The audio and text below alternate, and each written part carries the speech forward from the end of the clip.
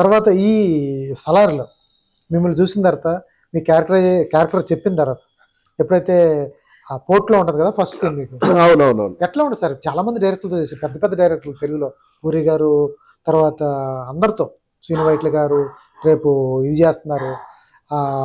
వీళ్ళందరూ working style ఒక రకంగా ఉంటుంది, ప్రశాంత్ నీల్ వర్కింగ్ స్టైల్ ఇంకో డిఫరెంట్గా ఉంటుంది అనిపిస్తుంది. నెంబర్ ఆఫ్ షార్ట్స్ చేస్తాడు ఆయన, ఆయనతో వర్కింగ్ ఎలా ఉంటుంది? నంబర్ ఆఫ్ షార్ట్స్ అనేది ఎందుకు తీసుకుంటారు అంటే ఆయనకి క్లారిటీ, ఆయనకి ఏది కావాలో అది వచ్చేంత వరకు తీసుకుంటాడు సార్. ఆయన అంటే ప్రతి డైరెక్టర్ కు వ్యూ ఉంటుంది. ఇప్పుడు ఆ వ్యూ వచ్చేసరికి ఆయన ఎన్ని టేక్లు అయినా పర్లేదు, ఆయనకు ఆ వ్యూ అది కనబడితేనే అదే నాకు ఇది ఓకే టేక్ ఓకే అంటారు.